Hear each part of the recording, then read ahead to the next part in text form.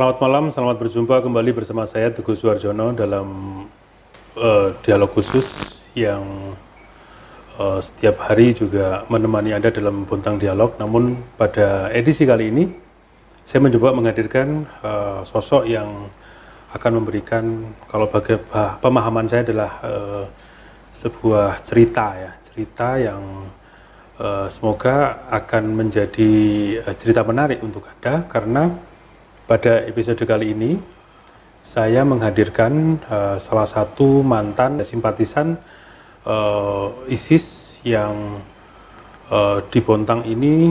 Mungkin Anda ingat 2 tahun yang lalu, tahun 2015 ya, sekian tahun yang lalu ya, tahun 2015 itu di Bontang sedang geger ditangkap warga yang menjadi simpatisan ISIS. Nah, langsung saya perkenalkan Pak Muklis. Selamat malam Pak Muklis. Selamat malam juga Pak. Ya, Pak Muklis ini ingin bercerita pada saya dan pada Anda semua bagaimana kronologis pada saat Pak Muklis ini bergabung atau menjadi simpatisan ISIS. Saya kira ini menarik, Anda juga semoga bisa menarik kesimpulan dan pengalaman beliau sehingga Anda yang masih menerawang seperti apa sebenarnya pemahaman ini dan seperti apa masuknya pemahaman ini terhadap warga Indonesia dan warga Bontang. Ya, semoga harapan saya ini bisa menjadi refleksi Anda sehingga Anda benar-benar menjadi masyarakat yang baik, bisa memilah dan memilih pemahaman apa seperti itu. Baik, Mas Muklis, bagaimana, sehat saat ini? Alhamdulillah sehat. Alhamdulillah. Ya, pemirsa dan Mas Muklis mungkin bisa diceritakan ya dari apa yang saya sampaikan tadi kepada pemirsa PKTV di rumah. Mungkin Mas Muklis juga bisa berbagi cerita. Kira-kira benarkah Mas Muklis pernah belajar tentang pemahaman ISIS? Kalau belajar sih paling cuman lewat internet aja, Facebook, TV, tapi itu pun dari TV sama di internet pun berbenturan, bertolak belakang gitu. Di televisi mengatakan ini, di internet mengatakan ini, jadi dalam diri itu masih simpang siur, masih pengen tahu apa sih yang sebenarnya terjadi di sana waktu itu gitu. Apa yang membuat Mas Muklis sehingga ingin mempelajari itu? Jadi waktu itu yang sempat rame, mohon maaf sebelumnya karena ini berkaitan dengan agama saya waktu itu. Ada pembantaian di sana, saya pengen tahu kok kasihan. Ada apa sih sebenarnya di sana kok sampai rame begitu itu, sampai apa istilahnya bisa dibilang heboh lah waktu itu, rame gitu. Saya cari tahu lewat internet, lewat YouTube, kemudian lewat Facebook. Iya. Kemudian saya ikutin waktu itu, ikut salah satu kajian mungkin atau pengajian atau apa? Bukan kajian, grup ya. Ikut grup di situ, kemudian di situ ada salah satu admin mengarahkan ke grup lain, kemudian mengarahkan grup lain seperti itu grup di media sosial? Ya, di Facebook ya, di Facebook. Waktu itu keinginan sendiri atau diajak teman atau sendiri. Akhirnya menemukan sebuah grup itu? Ya, menemukan sebuah grup itu. Buku apa yang pertama dibaca waktu itu? Atau buku atau kalau artikel buku, atau ada. Ya cuma karena ingin tahuan itu ya? Ngikutin dari sharean di grup Facebook itu gitu. Jadi ngikutin. Tapi antara di Facebook dengan di TV itu berbeda jalur. Apa yang membuat berbeda? Jadi kalau di TV dikatakan yang di ISIS itu sesat gitu. Tapi di Facebook itu dikatakan ISIS itu bisa dikatakan bagus gitu loh. Ayo gitu. Makanya waktu itu ada perekrutan. Tapi di grup itu pun juga ada yang melawan gitu. Istilahnya jangan salah gitu. Di dalam grup itu. Artinya ada pertentangan juga dari anggotanya juga. Itu ya. Itu. Waktu itu posisi sampean semakin tertarik pada saat masuk dalam grup itu. Waktu itu cuman sebagai pengamat sih Mas, mengikuti karena hampir banyak yang mengiyakan gitu. Bisa dikatakan mengiyakan tuh menyetujui yang ada di grup itu waktu itu.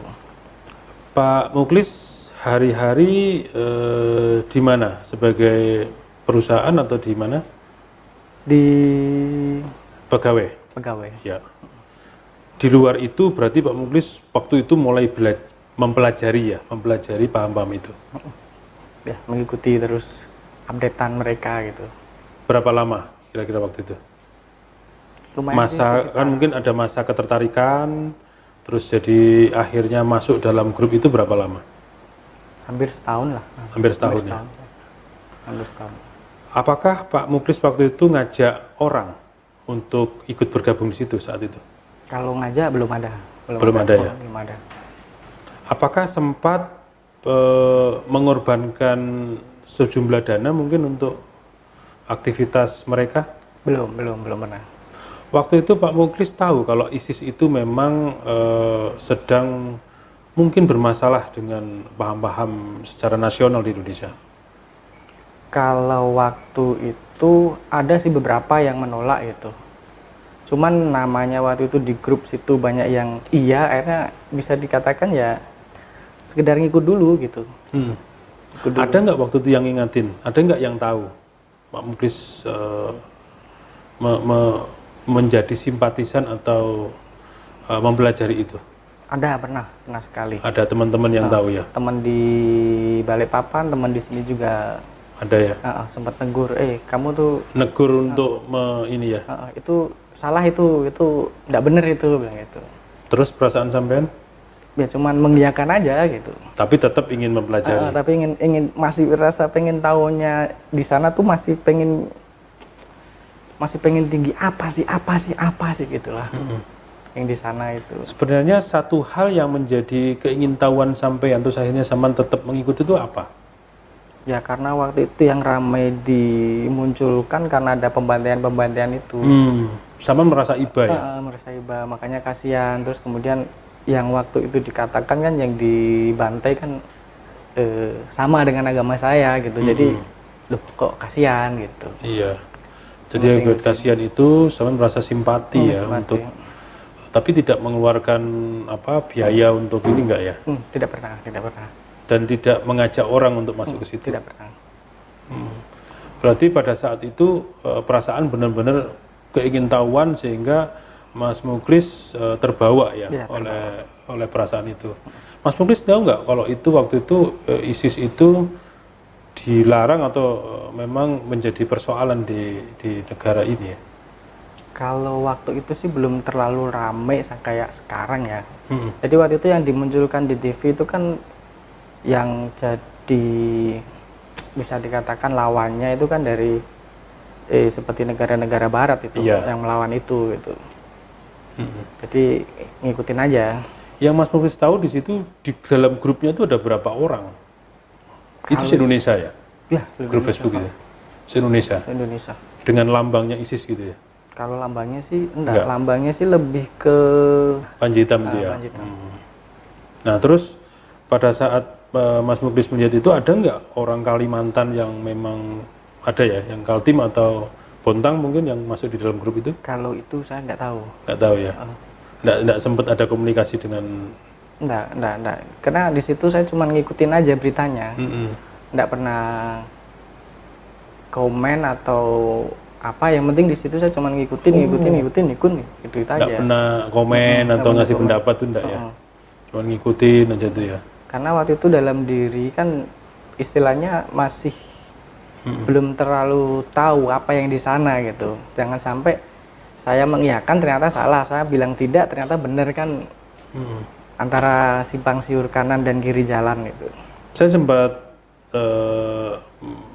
mengamati yang kejadian itu, ditemukan buku-buku, benar nggak itu? Waktu itu ada buku-buku yang itu kalau bukunya itu buku warna hijau, namanya buku Mujarobat. Isinya apa itu? Mujarobat itu apa ya?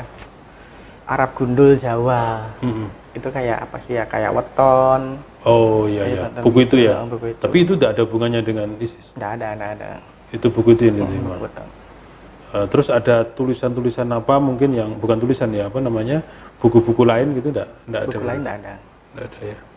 Nah, saat itu penangkapan seperti apa ceritanya, Mas? Jadi waktu pas penangkapan itu pas pulang kerja, pas lagi main HP, waktu itu ramenya kan main game COC waktu itu. COC, ya. Nah, jadi cuman di dalam kamar lagi baring-baring main game, tiba-tiba pintu terdorong. Apa itu? Tiba-tiba jangan bergerak. Berapa orang waktu itu? Saya enggak lihat sih, karena begitu bilang jangan bergerak kan saya langsung tunduk kepala kan. Oke. Cuman sekilas terlihat sempat ada sekitar 3-4 orang yang masuk kamar, karena kamarnya kan cuman kecil aja sih. Kecil. Begitu dibawa keluar, saya sempat bilang, Pak tolong kaos saya, karena kalau di dalam kamar kan cuman pakai itu. Jadi begitu keluar kamar, ada salah satu dari kepolisian petugas. tuh ngasih petugas tuh ngasih tutup muka. Tutup muka gitu, gue lihat ketunduk.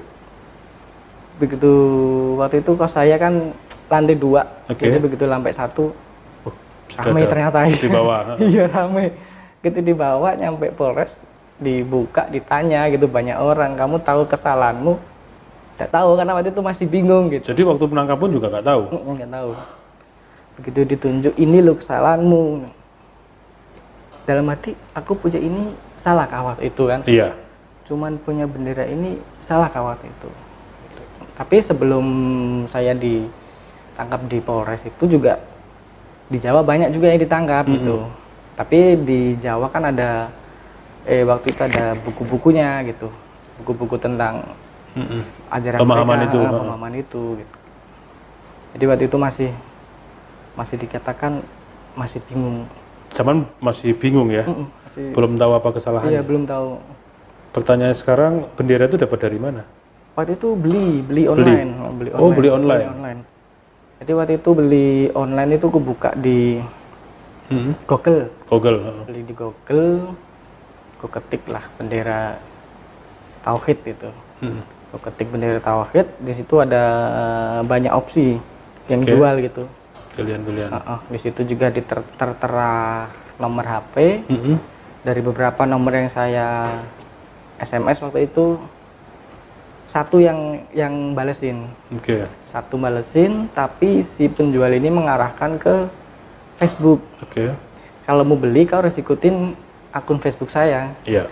Oke, saya ikutin, belilah waktu itu, saya transfer. Begitu sampai, aku buka, oh ya sama benderanya gitu. Udah, itu aja. Masih di plastik gitu. Kemudian sama itu di foto? Nah, ada foto. Oh. Yang penting dia cuma ngirim bukti. Berapa bendera itu? Satu. Kirim dia. Semua pengen memiliki bendera itu. Iya, memiliki bendera itu. Terus di kamar dipajang? Waktu itu sih belum dipajang, karena waktu itu di kos itu ada sekitar 1, 2, 3, 4, 5 kamar. 5 kamar. Saya paling pojok di sana, paling ujung. Kemudian setelah saya pasang, ibu kos sempat tegur gitu. Oh, sempat tahu? Sempat, Mas itu buat apa gitu. Enggak Bu, ini nggak apa-apa, tenang aja, saya nggak akan apa-ngapain ibu. Aku bilang gitu. Oh iya. Oh, sempat diingatkan sama ibu kos? Diingatkan ibu kos. Akhirnya saya pindah kamar yang di depan TV yang waktu itu kejadian saya diambil itu. Awalnya nggak dipasang. Tapi pikir saya, pasang nggak apa-apa sekali gitu. Lah, pasang lagi? Kok ndelalah. Karena ada itu akhirnya diambil gitu. Iya. Pak Muklis, pada saat ditangkap Anda tidak tahu. Terus setelah di Polres baru dijelaskan. Anda tetap merasa bersalah atau enggak waktu itu? Waktu itu saya cuma jelaskan masih bisa kayak orang linglung gitu Mas. Jadi saya jelaskan yang apa menurut saya aja gitu. Saya ceritakan tentang kejadian-kejadiannya itu. Kisah-kisah saya waktu itu gitu. Jadi kalau dikatakan waktu itu merasa bersalah, masih belum waktu itu. Karena masih bingung apa sih, kenapa sih gitu. Waktu itu. Saman masih yakin bahwa Saman masih benar ya memahami itu ya? Kalau dibilang benar sih enggak, cuman bingung aja. Gitu. Iya. Kenapa saya diambil, itu aja sih. Iya. Itu karena waktu itu kan saya diinterogasi sehari semalam. Sehari semalam ya? 24 jam ya. Full itu. Diinterogasi sehari semalam, Saman banyak pertanyaan di situ pertanyaan. ya? Terus pada akhirnya Saman sedikit mengerti pada saat pertanyaan apa? Apakah langsung saat itu atau butuh waktu? Ada sih waktu itu salah satu petugas mengatakan, kamu tahu nggak artinya tulisan ini gitu. Karena waktu Tulisan itu, apa kalau boleh tahu? itu kalau tulisannya sih tulisan tauhid. Tauhid. Nah, menurut saya jawabnya kalau saya bacanya itu kalimat tauhid itu. Ya, Yang la ilaha illallah itu ya? saya jelaskan itu kalimat tauhid. Dari petugas bilang, kamu salah, ini sebenarnya artinya ini dari negara ini gitu. Oke, Mas Muklis, setelah diperiksa, terus apakah pada Saman langsung sadar itu dengan perasaan seperti apa? Apakah langsung atau menunggu waktu lama sehingga Saman merasa bahwa oh ini salah gitu? Sadarnya itu setelah ada berita di TV waktu itu, ternyata ISIS itu waktu itu nganjurkan salah satu makam Nabi gitu. Loh, kok makamnya Nabi dihancurkan, kemudian masjid juga dihancurkan? Wah, salah ini, nggak boleh ini. Waktu itu Saman sudah hanya diperiksa terus dikeluarkan lagi, bebas? Iya, bebas. Dibebas tapi masih dimintain keterangan, masih wajib lapor selama berapa bulan waktu itu. Gitu. Setelah itu baru Anda memahami pemahaman-pemahaman itu ya, yang sampai akhirnya nonton TV ya? TV. Ternyata kok seperti itu gitu ya? Iya, habis itu setelah itu pun kalau ada di TV berita tentang itu pun saya langsung matikan, nggak usah lah. Tapi ada rasa keingin-tahuan lagi enggak? Nggak ada. Setelah tanggap itu? Setelah diambil tuh sama sekali malah nggak pengen tahu gitu. Nggak pengen tahu. Istilah kalau tiba-tiba ada berita di TV tentang itu ya langsung tak ganti atau matikan. Mending saya pergi keluar gitu. Mending saya nggak tahu sekarang. Jadi nggak tahu gitu ya? Nggak tahu. Itu benar-benar ingin menghilangkan Iya, ini itu ya. gitu. Nah, Mas, tentunya ada teman-teman dekat atau keluarga yang paling tidak pada saat itu ada yang tahu bahwa mengalami persoalan itu. Kalau dari keluarga gimana? Kalau dari keluarga terutama orang tua tuh intinya percaya aja, itu kamu sabar aja di sana gitu. Kalau memang kamu benar, kalau kamu nggak salah pasti dibebaskan.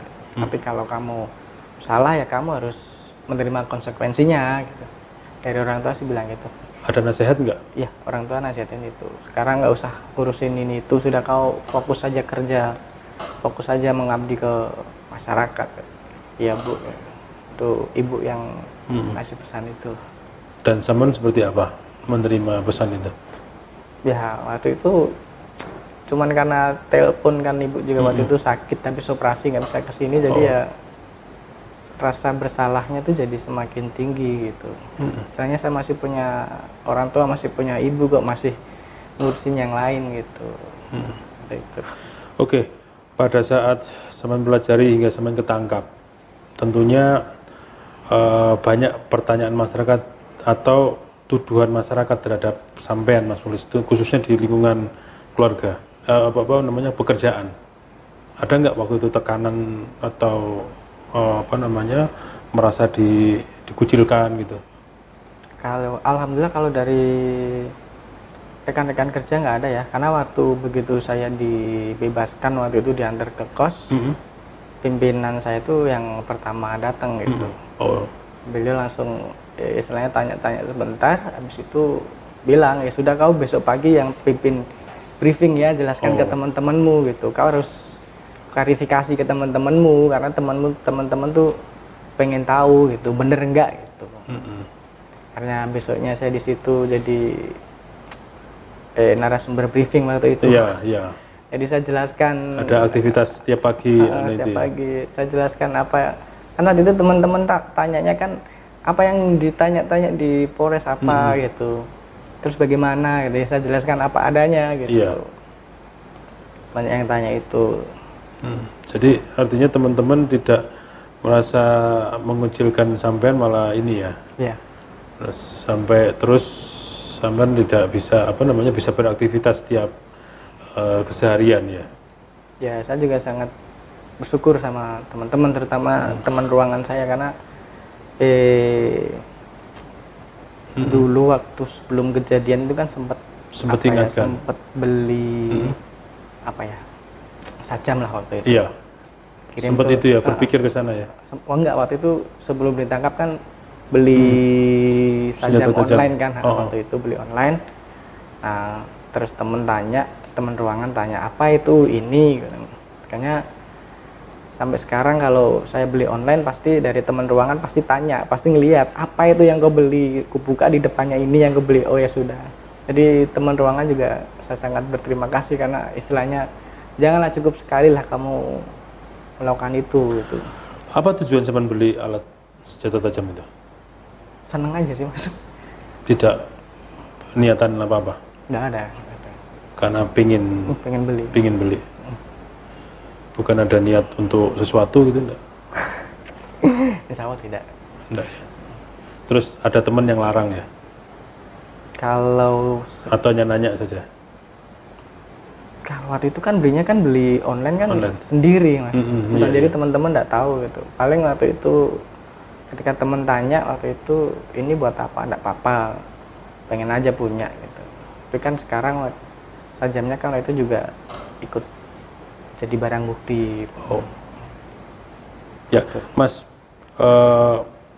masyarakat tentunya ingin tahu sebenarnya agar mereka tidak seperti Mas Muklis mungkin mempelajari hal-hal seperti apa harusnya masyarakat. Mungkin Saman punya pengalaman yang bisa diceritakan agar terhindar dari hal-hal seperti itu. Jadi pokoknya intinya itu kalau di Indonesia itu kan ada 2 organisasi yang besar. Ikutilah salah satu dari itu gitu. Selebihnya ya monggo gitu, mau ikut yang mana silakan, ikut A silakan, ikut B silakan. Tapi saran saya sih alangkah baiknya kalau dapat sesuatu itu tanyakan kepada ahlinya gitu. Iya.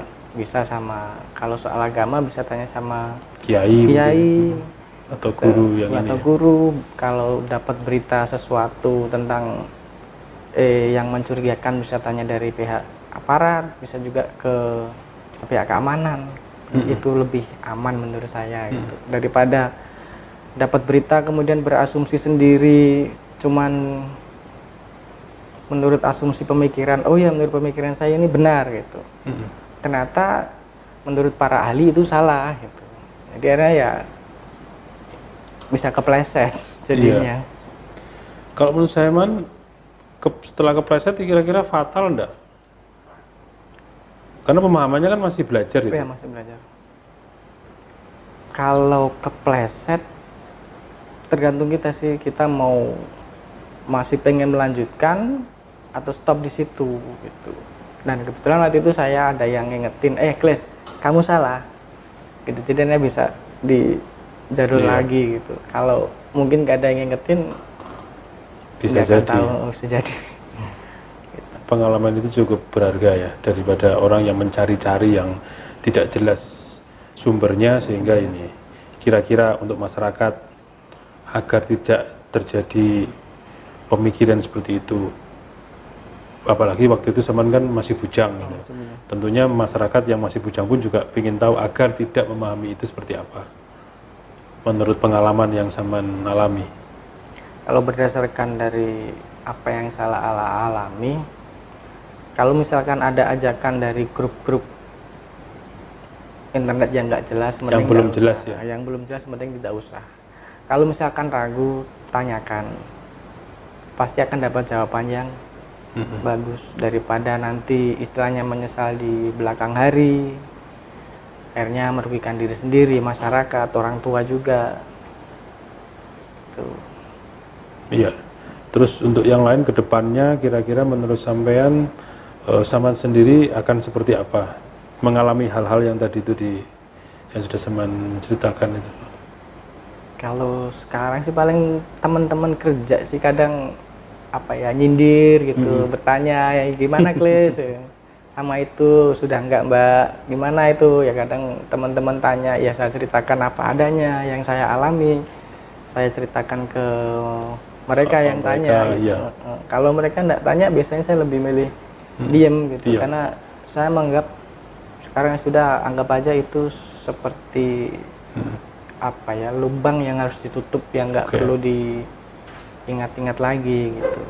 Selama setelah penangkapan sampai sekarang mungkin, pernahkah ada yang ngajak atau pernahkah ada yang sekedar japri mungkin atau SMS untuk kembali lagi? Tidak pernah, tidak pernah. Tidak pernah ya? Karena ya saya bersyukur karena dari pihak Polres Bontang, dari Polda Balikpapan sama Poltabes itu selalu mendampingi gitu. Mendampingi. Jadi beliau-beliau selalu rutin ngubungin saya, ayo ngopi, ayo kita jalan kemana. Itu sebagai, buat saya itu seperti alarm buat Oke. pengingat. Pengingat. At least itu loh, di sana masih ada dari Polda, dari Polres yang akan ngubungin kamu. Ngapain lagi sih kamu? Orang kamu sudah punya anak istri yang harus kau jaga gitu. Iya. Gitu. Ya, oke Mas Muklis, saya kasih kesempatan. Silakan menyampaikan sesuatu pada masyarakat agar masyarakat juga bisa mengambil hikmah dari apa yang teman-teman lakukan. Intinya, kalau menerima suatu berita yang tidak jelas juntrungannya, entah itu apapun itu pokoknya, silakan tanya seseorang yang menurut Anda itu mengerti di bidangnya, mengerti di jalannya. Kalau Anda pengen tanya matematika, tanya yang ahli matematika. Jangan tanya matematika, tanya sama tambal ban misalkan. Beda jawabannya. Jadi silakan tanya ahlinya, biar Anda tetap di jalur lurus yang orang tua Anda harapkan. Sebagai penegasan, bagaimana menurut Mas Muklis ISIS itu seperti apa? Kalau sekarang ISIS itu bisa dikatakan bertentangan dengan agama saya saat ini, karena melihat berita yang di TV ternyata tidak sesuai ekspektasi saya waktu itu, alangkah baiknya ditinggalkan, karena telah menghancurkan masjid, telah menghancurkan salah satu makam Nabi yang harus dijaga, harus kita doakan, harus kita tahlili, kita doakan, kita minta doanya. Lebih baik janganlah, cukup, tinggalkanlah, karena nggak ada manfaatnya. Ya. Terima kasih Mas Muklis setelah diskusi atau berbagi cerita dengan pemirsa PKTV. Semoga apa harapan Mas Muklis bisa sesuai dengan Mas Muklis dan orang tua dan keluarga. Pemirsa PKTV, sangat menarik perbincangan kita pada malam hari ini. Tentunya Anda semua yang saat ini mempunyai anak, mempunyai keluarga, mempunyai suami, istri mungkin yang sudah mencurigakan baik tingkah laku maupun aktivitas hari-hari, itu bisa Anda mulai mencurigai dan mulai tadi yang dikatakan bertanya pada ahlinya. Jangan sampai ada pemahaman-pemahaman yang tidak sesuai dengan kaidah agama maupun dengan negara ini. Saya kira dengan apa yang sudah disampaikan Mas Muklis, inilah beliau sebagai pelaku utama dan sudah berbagi dengan Anda. Semoga Anda bisa mengambil hikmah dari perbincangan kita pada malam hari ini. Saya Teguh Suarjono beserta seluruh kerabat kerja pamit undur diri. Terima kasih, selamat malam dan assalamualaikum warahmatullahi wabarakatuh.